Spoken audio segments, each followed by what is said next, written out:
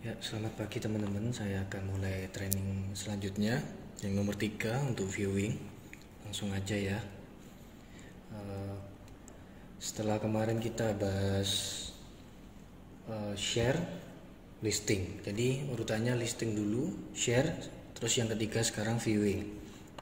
Kita akan bahas bagaimana viewing, terus poin-poin apa yang penting untuk diingat. Yang pertama ini handling respon. Handling respon yang masuk adalah pintu utama bagi klien untuk memutuskan mau atau tidaknya viewing bersama Anda.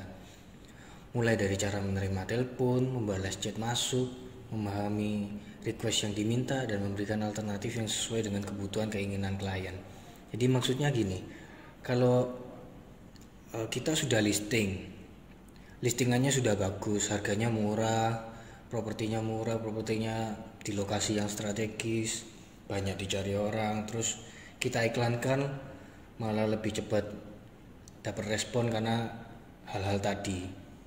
Listingnya bagus, harganya murah, sudah orang respon, akhirnya telepon kita dari iklan tersebut atau dari sebar brosur. Saat telepon kita, cara kita menerima teleponnya itu harus benar supaya orang juga enak, klien enak mendengar tanggapan dari kita, mendengar respon dari kita. Atau kalau chat, membalas chat masuk. Jadi kalau balas chat itu jangan singkat-singkat, malah kliennya lebih banyak bicara daripada kita, kebalik ya. Jangan seakan-akan klien itu yang butuh kita yang harus melayani klien. Jadi jawab sebaik mungkin, tidak perlu panjang lebar, tapi tetap sesuai porsi yang baik. Jadi jangan cuman di chat gini ya, tidak, itu kan kurang nyaman dilihat orang. Kemudian memahami request yang diminta, ini yang sering kali miss. Jadi banyak teman-teman baru bilangnya kalau klien itu PHP bahasanya, kalau di bahasa kita ya. Tapi sebenarnya kalau kita teliti lagi, ternyata yang miss itu dari kitanya. Ya bisa dua-duanya, klien juga kurang menginfokan dengan lengkap, kita juga kurang menggali secara detail. Jadi kadang contohnya ini, iklannya itu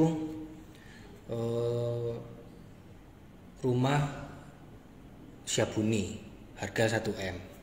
Akhirnya klien kita kontak kita berbekal dari apa itu tadi, listing yang ada di iklan. Kemudian kita jadwal viewing, ternyata dia juga carinya yang hitung tanah. Jadi membuka kemungkinan dua itu, Syabuni atau hitung tanah. Dia mau bangun sendiri. Sedangkan kita siapkan hanya cuman Syabuni. Atau sebaliknya, kadang kita orangnya tanya Syabuni dari iklan pertama itu, kita siapkan alternatifnya yang tidak Syabuni, akhirnya kan miss lagi. Saya ulang ya, jadi misalkan listingan yang dilihat itu harga 1M di Bukit Palma Citraland misalkan, rumahnya Syabuni, akhirnya dia kontak kita, rumah ini ada tidak? Oh ada pak, kapan mau lihat? Sabtu. Oke, jam 9 ya. Oke, saya siapkan alternatif ya pak. Oke baik. Ternyata kita siapkan yang 1M tapi yang rumah harus renov, akhirnya percuma gitu yang kita siapkan. Oke, probabilitasnya semakin kecil. Jadi harus detail untuk cari requestnya ini yang diminta. Oke, lanjut. Konfirmasi listing dan gali request. Hampir sama kayak tadi. Saat klien bertanya mengenai listing, jangan lupa untuk menggali request secara tajam. 4 poin tadi, minimal lokasi, harga. 4 poin apa tadi? Kalau kemarin kita bahas itu, lokasi pertama pasti, harga, spek, dan selling point. Misalkan, Bu, cari rumah yang di mana? Oh, di Citraland, harga 2M. kamar kamar tidur butuh 4. Itu kadang ada klien yang menginfokan secara detail.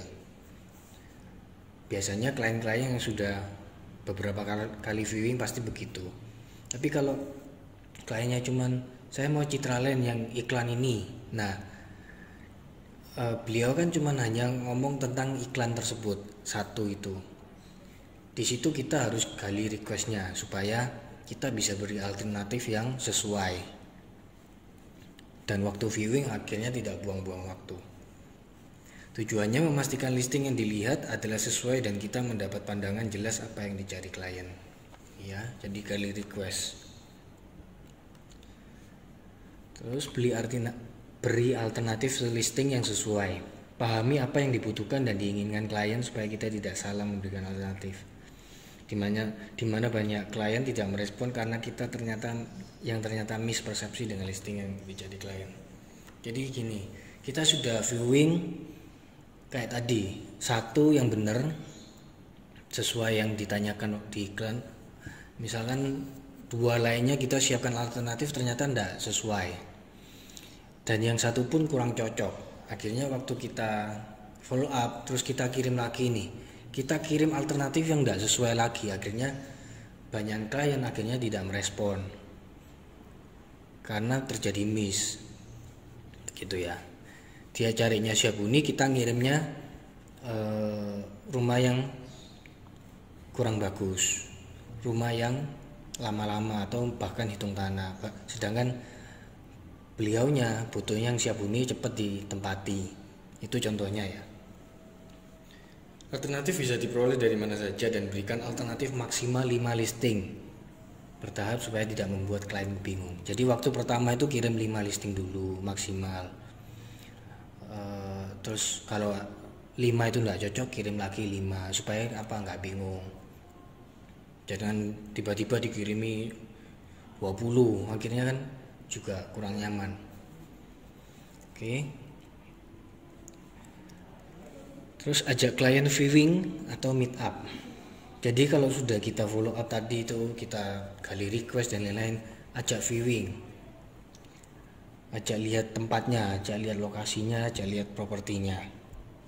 Setelah klien tertarik dengan beberapa listingan, maka segera ajak klien untuk viewing dengan jadwal yang sesuai dengan orang lain yang terkait, seperti vendor, pemilik rumah, developer, agent lain. Kalau primer ya developer ya, pihak developer.